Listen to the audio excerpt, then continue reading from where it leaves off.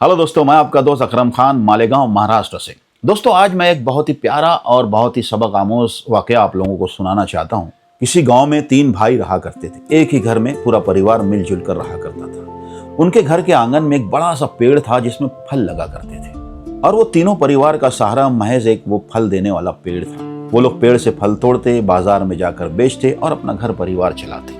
और फिर एक दिन ऐसा हुआ कि फलों का मौसम चला गया। उस पेड़ पर कोई भी फल नहीं लग रहे थे। अब इसी मजबूरी में उनका गुजर बसर बड़ी मुश्किल से हो रहा था। यूं कहिए कि खाने पीने के लाले पड़ गए थे। और उसी दौरान में एक बुजुर्ग उनके घर मेहमान बनकर आ गए।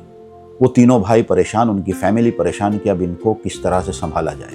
खैर, रात में वो बुजुर्ग मेहमान और उनके साथ आए हुए शागिर्द देके खाने का इंतजाम किया गया। अब 2 भाई जानबूझकर खाने पर नहीं बैठे, क्योंकि खाना कम था। अगर वो भी बैठ जाते तो खाना मेहमानों के लिए कम पड़ जाता। इसलिए उन दोनों भाइयों ने बहाना कर दिया कि हम लोग खा चुके। खैर, बुजुर्गों ने खाना वाना खाया, पेट भर के वहीं सो भी गए। करीब रात को 2:30 से 3 बजे के करीब जब तीनों भाइयों का परिवार, तीनों भाई गहरी नींद सो रहे थे, तब बुजुर्ग नींद से जागे और अपने शागिर्दों को उठाया और दोनों खामोशी के साथ बाहर निकल गए। बाहर निकलने के बाद बुजुर्ग पेड़ के पास आकर रुके और उन्होंने ना जाने ऐसा कौन सा मंत्र पढ़ा कि वो पेड़ उसी वक्त सूख गया और बेजान हो गया। शागिर्द ये देखकर हैरान रह गया। उसने बुजुर्ग से कहा कि हजरत, ये क्या कर डाला आपने? ये पेड़ तो इनकी रोजी रोटी का जरिया था, आपने इसे ही खत्म कर दिया। बुजुर्ग ने शागिर्द से कहा कि तुम खामोश रहो, तुम्हें नहीं पता, चलो यहाँ से। और वो खामोशी के साथ चुपके से वहां से निकल गए। दूसरे दिन सुबह जब सब लोग उठे और उन्होंने देखा कि उनका पेड़ जलकर राख हो चुका है, सूख चुका है, तो चिल्लाने लगे, वावेला मचाने लगे और बुजुर्गों को कोसने लगे कि उस आदमी ने हमारी रोजी रोटी छीन ली। वो सब मिलकर उस बुजुर्गों को बद्दुआएं देने लगे।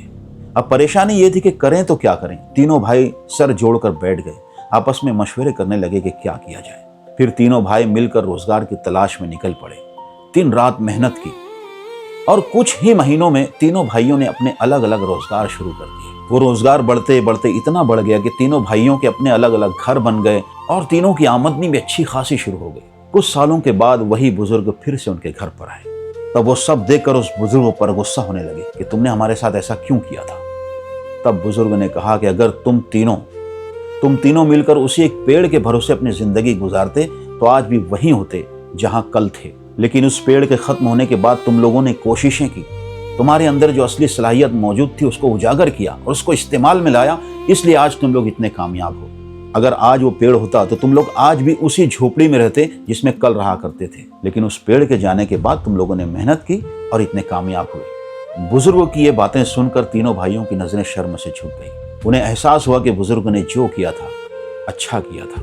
दोस्तों, ये कहानी उन भाइयों और बहनों के लिए है जिनके रोजगार चले जाने से उन्हें ऐसा लगता है कि हमारी दुनिया खत्म हो गई। उन्हें यह लगता है कि हमारा सब कुछ खत्म हो गया, अब कुछ नहीं हो सकता। लेकिन नहीं, असल में उनका यह खत्म होना एक नई शुरुआत का पैगाम होता है। असल में हम इंसानों की सबसे बड़ी कमजोरी ये है कि वो जिस मकाम पर भी होता है वो उसे छोड़ने से हमेशा डरता है।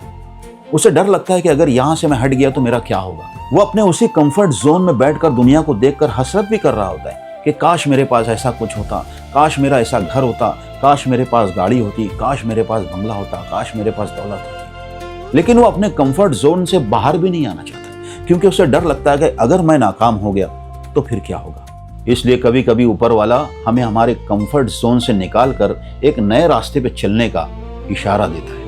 बहुत बहुत शुक्रिया दोस्तों, अगर ये कहानी, ये वीडियो आप लोगों को पसंद आया है तो इसे ज़्यादा से ज़्यादा शेयर कीजिए, अच्छी अच्छी कमेंट्स कीजिए और हमारे पेज अकरम खान को ज़रूर फॉलो कीजिए। शुक्रिया।